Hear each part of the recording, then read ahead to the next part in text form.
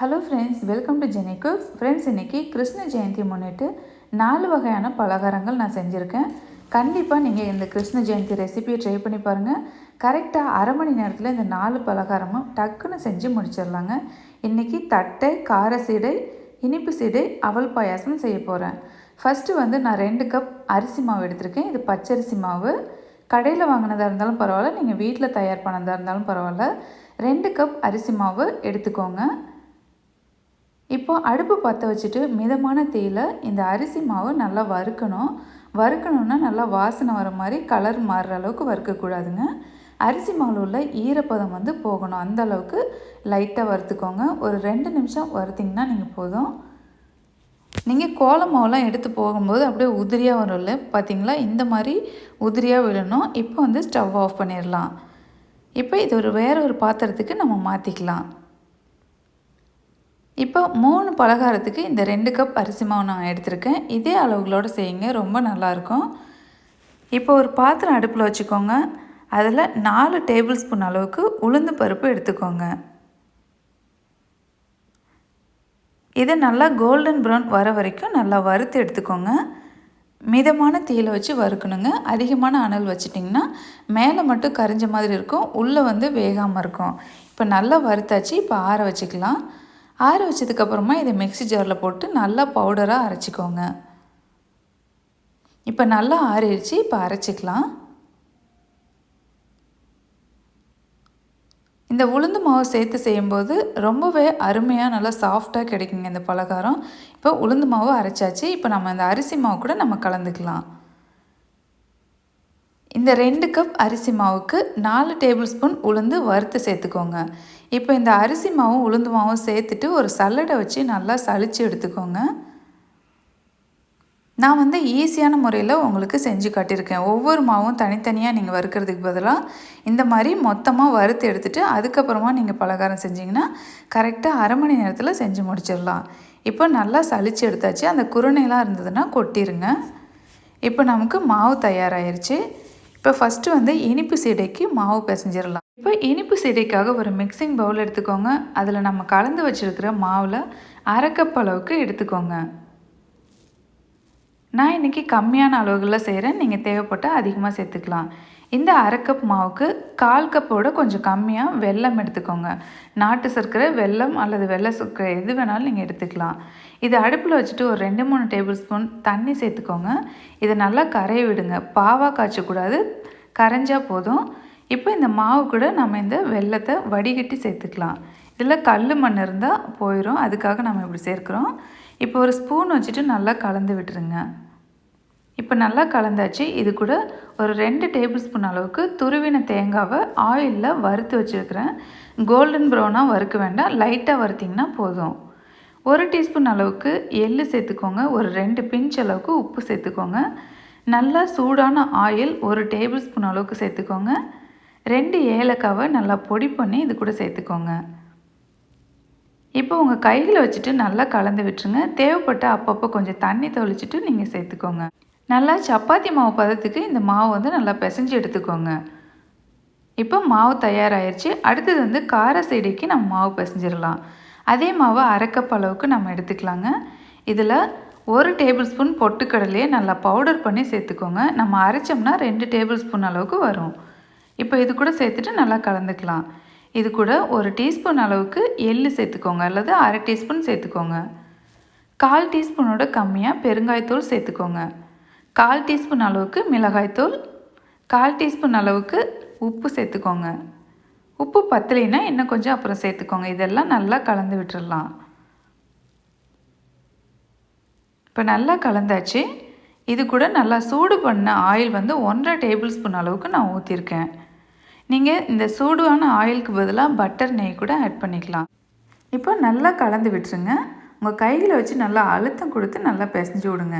இப்போ பாருங்கள், இறுக்கி பிடிச்ச இந்த மாவு எவ்வளோ பாருங்கள் நல்லா உதிரியாக இருக்குன்ட்டு. இப்போ இதுக்கு தேவையான அளவு தண்ணி சேர்த்துட்டு நல்லா பிசைஞ்சு எடுத்துக்கோங்க. சப்பாத்தி மாவு பதத்துக்கு நல்லா பிசைஞ்சிக்கணும். அதிகமாகவும் தண்ணி சேர்க்கக்கூடாது, அதே மாதிரி பத்தாத அளவுக்கும் தண்ணி சேர்க்கக்கூடாது. பாருங்கள், இந்த பதத்தில் இருக்கணும். இப்போ சீடைக்கு நம்ம உருண்டைகள் பிடிச்சிடலாம். இந்த சைஸில் வந்து நீங்கள் உருண்டைகள் பிடிங்க. உங்கள் 2 விரல்களாலேயே நல்லா அழகாக சின்ன சின்ன உருண்டைகளாக பிடிச்சிக்கலாம். கார செடிக்கு கொஞ்சம் சின்னதாக பிடிச்சிருக்கேன். இனிப்பு செடிக்கு கொஞ்சம் பெரிய சைஸில் நான் உருண்டைகள் பிடிச்சிருக்கேன். உருண்டைகள்லாம் தயாராகிருக்கு. இப்போ ஆயில் நல்லா சூடு பண்ணதுக்கப்புறமா அனல் வந்து நல்லா லோ ஃப்ளேமில் வச்சுட்டு ஃபஸ்ட்டு இனிப்பு செடியை வந்து பொரிச்சு எடுத்துடலாம். இது வேகிறதுக்கு எனக்கு 10லேருந்து 12 நிமிஷம் கிட்ட ஆச்சு. மிதமான தீயில வேக வச்சுட்டு நல்லா எடுத்துக்கோங்க. பாருங்கள், அந்த பபுள்ஸ்லாம் அடங்கிருச்சு. இப்போ நம்ம எடுத்துடலாம். அடுத்து வந்து கார செடியை பொரிச்சு எடுத்துடலாம். கார செடியை பொரிக்கிறதுக்கும் அதே மாதிரி மிதமான அனல் வச்சுட்டு நல்லா வேக விட்டு எடுத்துக்கோங்க. இப்போ நல்லா வெந்துருச்சு, நம்ம எடுத்துடலாம். இதுக்கு கொஞ்சம் முன்னாடியே எடுத்துருங்க. நான் கொஞ்சம் லேட்டாக எடுத்துட்டேன். இப்போ கார செடி ரெடி ஆயிடுச்சு. அடுத்து வந்து தட்டை செஞ்சிடலாம். நம்ம இந்த இனிப்பு செடியும் கார செடியும் செஞ்சது போக மீதி மாவு நம்ம அளந்துக்கலாம். மீதி இருக்கிற மாவு வந்து 1 கப்பும் ஒரு 4 டேபிள் ஸ்பூன் எக்ஸ்ட்ராவும் இருக்குது. இது கூட நம்ம ஊற வச்ச கடலைப்பருப்பு 2 டீஸ்பூன் அளவுக்கு சேர்த்துக்கலாம். ஒரு அரை மணி நேரத்துக்கு முன்னாடியே ஊற வச்ச கடலைப்பருப்பு சேர்த்துக்கோங்க. வேர்க்கடலை ஒரு 2 டேபிள் ஸ்பூன் அளவுக்கு நல்லா நுணுக்கி இது கூட சேர்த்துக்கோங்க. கருவேப்பிலை ஒரு கொத்து நல்லா ரொம்ப பொடியாக கட் பண்ணி சேர்த்துக்கோங்க. ஒரு 5-6 பல் பூண்டு வந்து நீங்கள் பேஸ்ட்டாகவும் அரைச்சி போட்டுக்கலாம், அல்லது நல்லா பொடியாக கட் பண்ணி சேர்த்துக்கோங்க. கொஞ்சம் பெருங்காயத்தூள், கொஞ்சமாக மிளகாத்தூள், இதுக்கு தேவையான அளவு உப்பு, இதெல்லாம் சேர்த்துக்கோங்க. இதெல்லாம் நல்லா கலந்து விட்டுருங்க. உங்கள் கைகளை வச்சுட்டு நல்லா அழுத்தம் கொடுத்து பிசைஞ்சிக்கோங்க. இப்போ இது கூட 2 டேபிள் ஸ்பூன் அளவுக்கு சூடான ஆயில் நான் சேர்த்துருக்கேன். இப்போ உங்கள் கைகளை வச்சு நல்லா பிணைஞ்சி விட்ருங்க. தட்டை வந்து இந்த மாதிரி செஞ்சு பாருங்கள். ரொம்ப ரொம்ப டேஸ்டியாக இருக்கும். பெரிய பெரிய கடைங்கள்லாம் பார்த்திங்கன்னா இந்த மாதிரி இருக்கும். சாப்பிட்றதுக்கு அவ்வளோ டேஸ்டியாக இருக்கும். இப்போ நான் 1/2 கப் தண்ணி இது கூட சேர்த்துட்டு நான் பிசைஞ்சிருக்கேன். தேவைப்பட்டால் இன்னும் கொஞ்சம் சேர்த்துட்டு அப்புறமா பிசைஞ்சிக்கலாம். இதையும் நல்லா சப்பாத்தி பதத்துக்கு நல்லா பிசைஞ்சு எடுத்துக்கோங்க. தண்ணி அதிகமாக போயிடக்கூடாது, அதே மாதிரி கம்மியாகவும் போயிடக்கூடாது.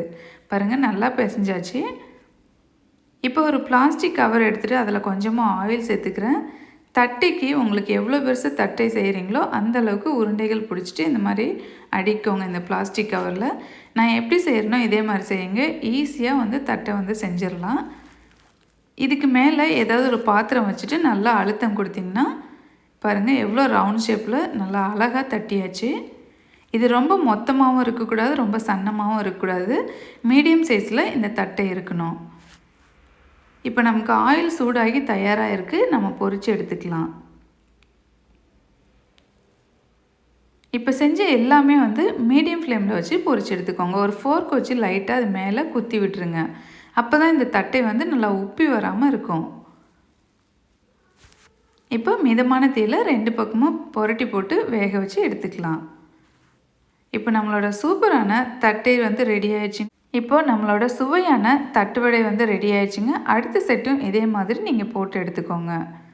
ரொம்ப ஈஸியான முறையாக இருக்கும். கண்டிப்பாக இதே மாதிரி ட்ரை பண்ணி பாருங்கள். அடுத்து வந்து அவல் பாயாசம் செஞ்சிடலாம். ஒரு பாத்திரம் அடுப்பில் வச்சுக்கோங்க. அதில் 1 டேபிள் ஸ்பூன் நெய் சேர்த்துக்கோங்க. கொஞ்சமாக முந்திரி பருப்பு அதில் வறுத்து எடுத்துக்கோங்க. மீதி உள்ள நெய்யில் 1/2 கப் அளவுக்கு அவல் சேர்த்துட்டு நல்லா வறுத்துக்கோங்க. பொன்னிறமாக வறுக்கக்கூடாது, லைட்டாக நிறம் மாறினா போதும். இப்போ வேற ஒரு பாத்திரத்தில் மாற்றிக்கலாம். அதில் 1/2 கப் அளவுக்கு தண்ணி சேர்த்துட்டு அந்த அவலை வந்து வேக விடுங்க. பால் சேர்த்து வேக வைக்கும்போது சீக்கிரம் அவல் வேகாது, அதனால் தண்ணி சேர்த்து வேக வைங்க. இப்போ அவல் நல்லா வெந்துருச்சு. இதுக்கப்புறமா நம்ம காய்ச்சின பால் 1 கப் அளவுக்கு சேர்த்துக்கிறோம். இப்போ பால் சேர்த்து அதை நல்லா கொதி வந்ததுக்கப்புறமா இதுக்கு தேவையான அளவு இனிப்பு சேர்த்துக்கோங்க. நீங்கள் நாட்டு சர்க்கரை சேர்த்துக்கலாம், அல்லது வெள்ளை சர்க்கரையும் சேர்த்துக்கலாம். நான் வந்து இன்றைக்கி வெள்ளை சர்க்கரை சேர்த்துருக்கேன். 1/4 கப் அளவுக்கு நான் சேர்த்துருக்கேன். உங்களுக்கு சர்க்கரை அதிகமாக வேணும்னா இன்னும் கொஞ்சம் சேர்த்துக்கோங்க. இதில் ஒரு 2 ஏலக்காய் பொடி பண்ணி சேர்த்துருக்கேன். நம்ம வறுத்து வச்ச முந்திரி பருப்பும் இது கூட சேர்த்துக்கலாம். ஒரு பிஞ்ச் அளவுக்கு உப்பு சேர்த்துக்கோங்க. இப்போ நல்லா கலந்து விட்டதுக்கப்புறமா ஸ்டவ் ஆஃப் பண்ணிக்கலாம். இப்போ நம்ம கிருஷ்ண ஜெயந்திக்காக தயார் பண்ண 4 பலகாரங்களும் ரெடி ஆயிடுச்சுங்க. நீங்களும் ட்ரை பண்ணி பார்த்துட்டு எப்படி இருக்குன்னு மறக்காமல் கீழே கமெண்ட் பண்ணுங்கள். அனைவருக்கும் கிருஷ்ண ஜெயந்தி நல்வாழ்த்துக்கள்.